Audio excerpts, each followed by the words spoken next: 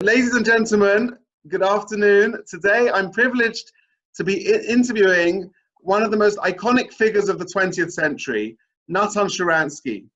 And Natan, thank you so much. How are you? Shalom, Yerushalayim. I'm okay. We are hopefully successfully finishing our battle with Corona and rejoicing from the meeting our grandchildren. Amazing.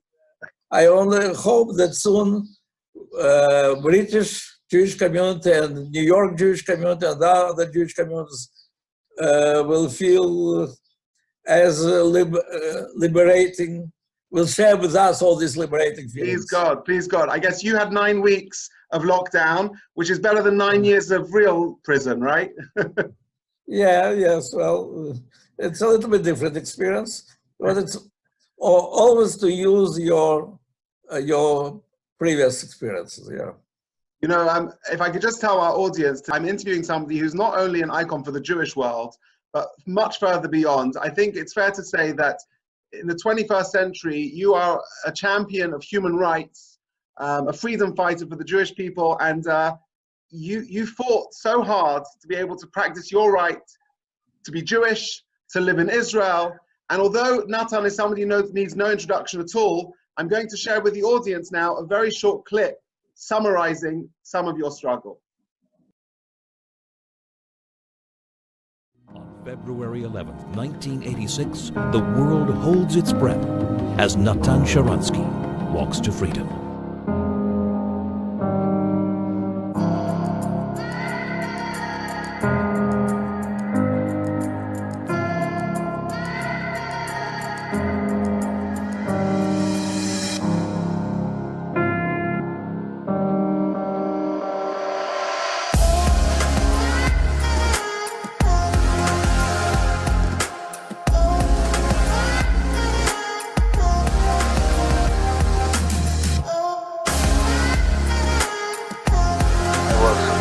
I was arrested sometimes,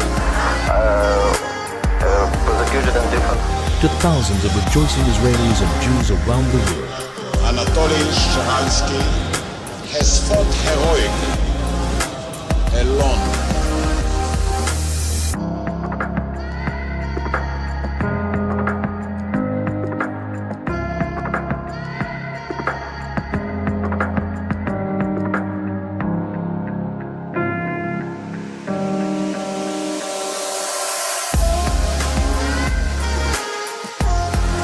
February 11th, 1986, the world holds its breath as Natan Sharansky walks to freedom.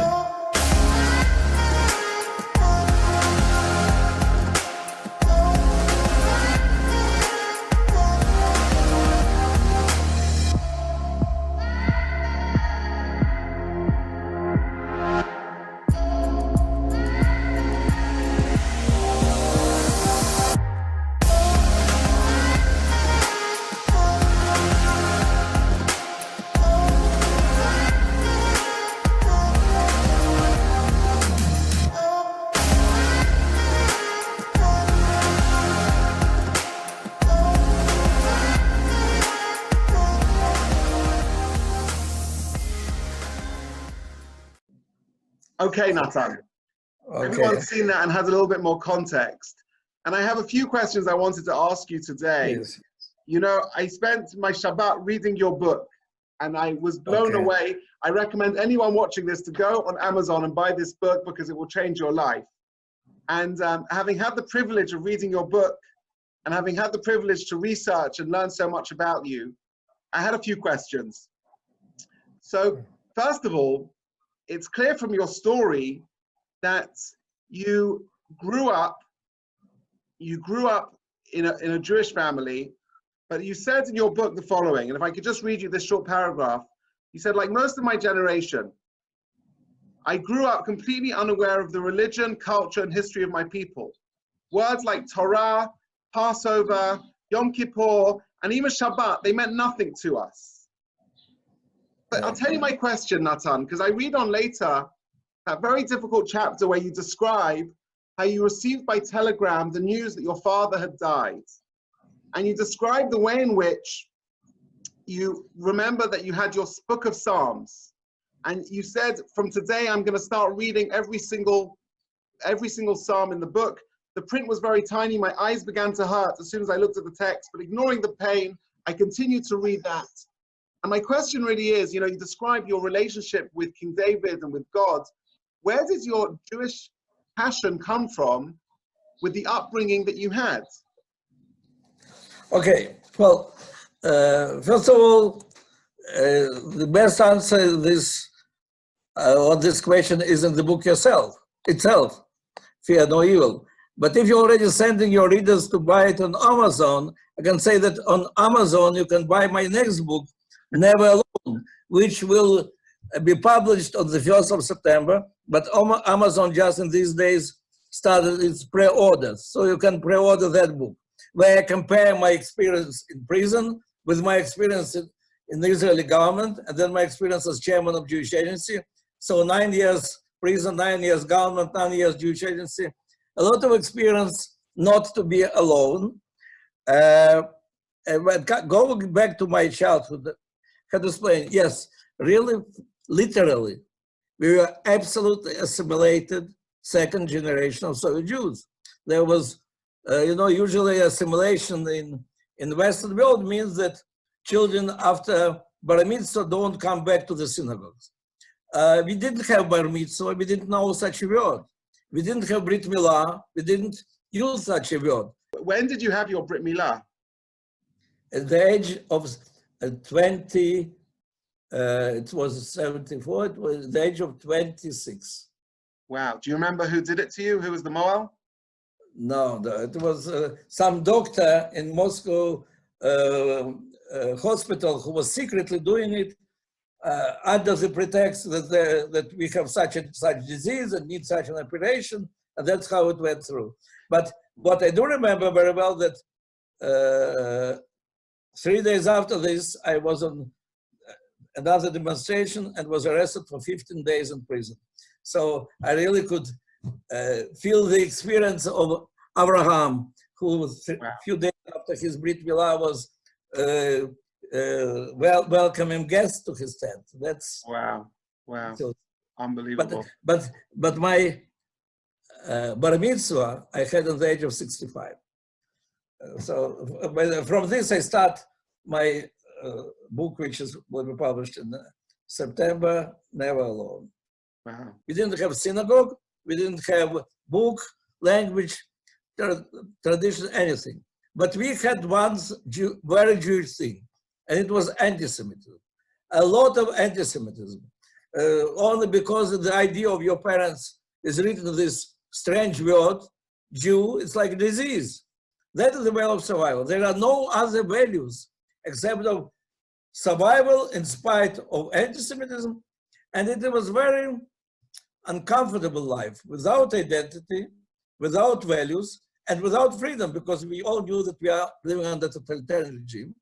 When it all changed, and that was a really very dramatic change. In 1967, when Israel defeated its enemies, and Israel is not so important in your life. You know, there is Jewish state, of course, the feeling of solidarity against antisemitism and so on, but you were too concerned about your career, your private life. But suddenly you see how all the world, all people who are around you, those your friends, but also those who hate you, they all look at you and ask in amazement how you guys did it. So why do they say how I did it? How I'm connected? That's when I in fact, in the underground, like many in my generation, started reading and learning about Israel, about Jewish people. And suddenly, from the books, by the way, which were brought by Jewish tourists from England, from America, from other places, and suddenly you realize that with some twist in your mind, only if you will wish, that will be your history. That will be your people. And these soldiers near the Kotel, near the Western Wall, at this moment of victory in 1967, suddenly you realize that these are people of exactly your age. They are 19 years old, as you, and they're already part of this amazing history, and they're active participants of this amazing history. And if you will only decide, that will be all yours. This history, these people, and that country. And that's what brought this change. And then you start really learning more, and then you have enough strength. The moment you realize that there are things which are more important than your professional career, you have enough strength to say for the first time in your life what you really think, that you really don't want to belong to this country, and you want to leave it, to go to Israel. And that gives you strength to start speaking for your rights, for the rights of other Jews, and then in general for the rights of all the people. That's how I became activist of two movements, Zionist movement and human rights movement. It's an amazing thing. Ironically, the anti-Semitism is what propelled you to be more proud to be a Jew. And in a certain sense, the question I want to ask you is, in today's world, our millennials, the young people in today's generation, they have Judaism on a plate. They have access to synagogues and Jewish centers and youth movements, but perhaps in a certain sense, perhaps they're more disconnected than you were growing up in Soviet Russia. And what advice and encouragement would you give to Jewish parents who want to instill in their children a love of Israel, a love of Zionism, and a love of Judaism? Well, first of all, it would be wrong to say that that is anti-Semitism which made me proud of my people. It's true that I think it was Jean-Paul Sartre who said that anti-Semitism is making a Jew. Anti-Semitism is making assimilated Jew like me. It's true. But what made me really proud Jew is when I discovered for myself what a great thing it is, what an exciting thing it is, this history of these people and the message with these people took for centuries, and how exciting it is to be part of this building of the state. So, in fact, today, when I look at birthright kids who are coming for 10 days, and suddenly they're saying, wow, they like discover that it's not, that it's really cool to be part of this life of these people. It's interesting. And I think that it's something very similar to what happened to us. It's, of course, in a very different situation, not in such a dramatic way, not with such risks. But if you're not making your children excited, interested, that, wow, it's really interesting. And then and simply you turn it into like kind of boring mission to prepare to bar mitzvah, and then to go to Sunday school, and then when he's finally is relieved and he can run away from this, you come and say, oh, what to do? My boy will not marry Jewishly. And then when asked me, I said, but were they interested to be Jewish? What you did to make them interested? And here I can go straight to another question, which is all the time in my mind, because I see what big efforts Jewish parents are trying, Jewish teachers are trying to do to make their children excited about the history. They go to King David, they go to Maccabees, they think about some interesting stories. And the same people who were so actively involved in the Soviet Jewry, Jews in London, in Paris, in New York, for 20 years, they were fighting, they were demonstrating, they were coming to us, to Moscow, they were keeping this connection alive, they were pressing on their governments, and they defeated KGB in this absolutely unique struggle in which Jewish people defeated the most powerful empire of our times. And they never told this story to their children. Not about me, not about prisoners of Zion, about their own demonstrations. You know, what a fantastic struggle it was in London, what fantastic demonstrations, what, how unique was mobilization of English government led by Margaret Thatcher because of Jewish community, and how greatly it influenced on our lives. And now, when in our life, in the 20th century, Jewish people defeated the strongest Paro of today and led 2 million Jews to go to become free, change the history. And they don't tell this story to their own children. And then they say, I don't know what to do. We never succeeded to make them our history interesting. So And this is really, this at its essence is what Judaism is about, telling your story from one generation to the next. This is what it's your about. own story. Think how in your generation this history of Jewish people played, and then try to make your children participants of this journey that you continue. Yeah. Tell me something, you know, throughout your life, you've met some very interesting people, from statesmen, presidents, royalty, and you've also met some very evil people. Can I ask, who is your greatest hero and who is your greatest villain that you met in your lifetime? You know, well, as to the greatest people, it's easy. There were Andrei Sakharov, who was not Jewish, #1 Russian scientist, and then became #1 Soviet Union dissident. And he was a great leader for me before he joined the struggle. And then I was very proud to call him my teacher. I would call him my rabbi, but he was not Jewish in this struggle. So on the other hand, I did meet President Reagan a number of times, and I have to say that the moral clarity and the simplicity in which he presented to the world evil empire, and that we will defeat it simply because of our moral values. Their moral values cannot stand against our moral values. And he played on these moral values, and he was reminding to everybody in the West what is the real value of freedom. And I think he played a tremendous role in defeating the Soviet Union. Of course, I was very lucky before I went to prison to meet my wife, and I say everybody that before you go to prison, you have to marry the way I married. I want to meet her as well. I want to meet her as well. She seems like a great lady. So she is, of course, she's my hero. And well, there are a lot of very good people and great leaders. As to villains, you know, it's very difficult to compare one villain to the other, or one dictator to the other. I met some of them. I fought with many of them. And here, but I have to say, my criticism is not towards these dictators. Because, well, they're the same. Of course, Stalin was absolute evil, and today's leaders of North Korea are also absolute evil. My irritation, my criticism is about us, about the leaders of the West, all the time, for the sake of the peace, as they believe wrongly, or for the sake of realpolitik, interests of their country, as they also believe wrongly. They are ready to recognize these dictators, to accept these dictators, to say, I'm quoting American president, that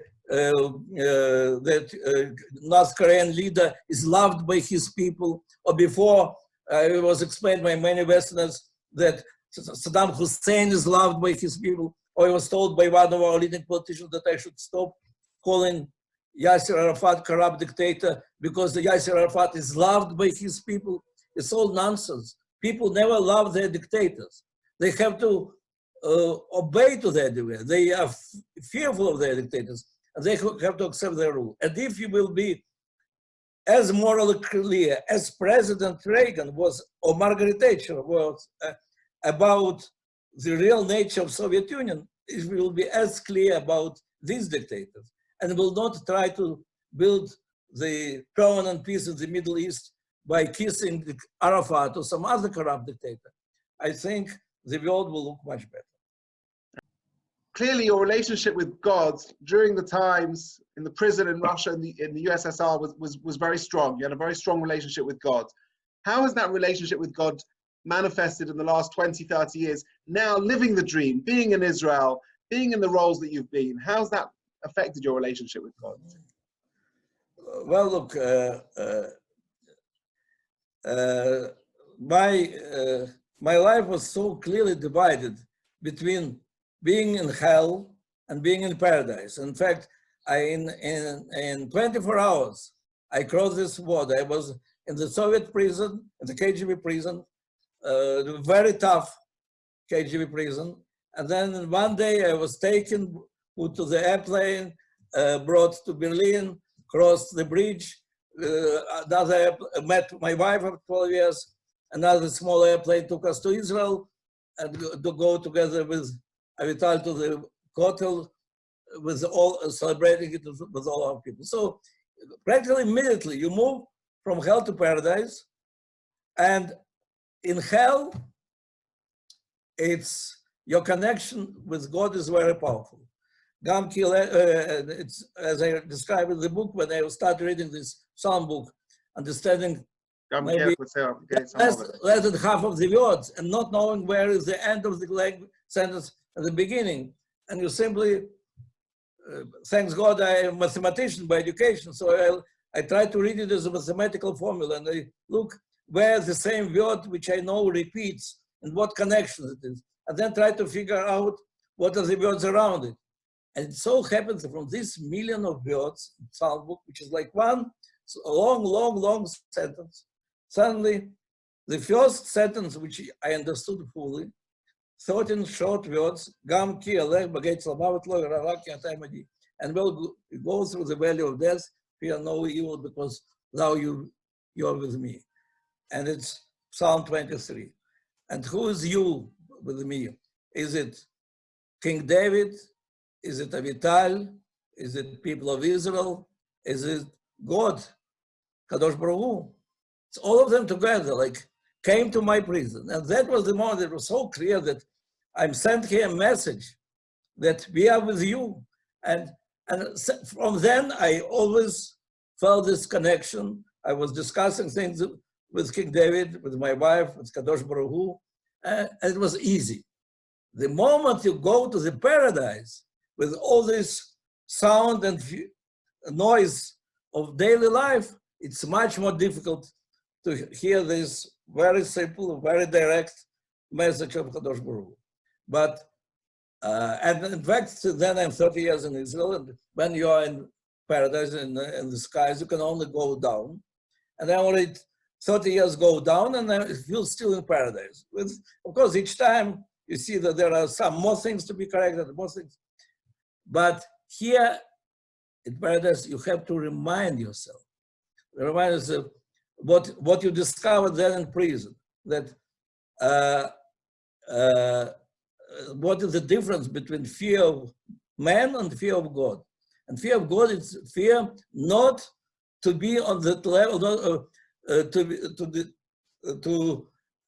be on the level of the being created in the image of God, not to be on the level of fulfilling that unique mission which we got. And yes, it's very difficult when you are all the debates of the government, passionate shouting between Jewish people and the state of Israel about many issues. By the way, in my book, Never Alone, it's exactly what I'm writing about, how it is difficult to hear one another when you're so involved with the shouting.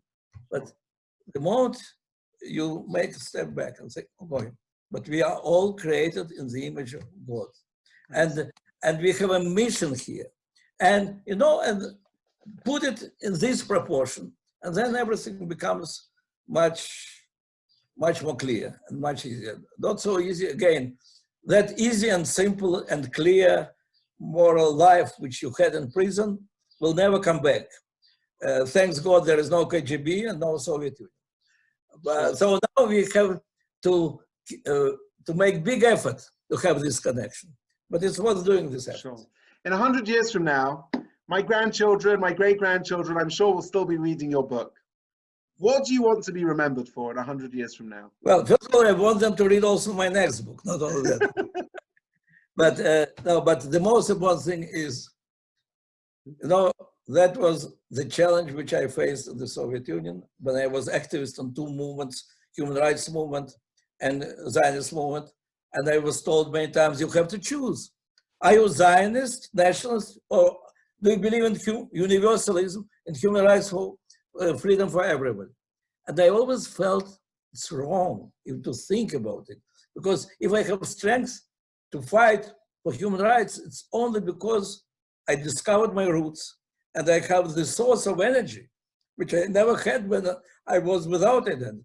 So today, when so many young people on the campuses, the universities, are challenged And they say, but we want tikkun olam, we want to make the world better. Would it be fair if we will stick to our tribe, to our narrow national interests? I want them to know, and I want to know to my great-grandchildren 100 years from now.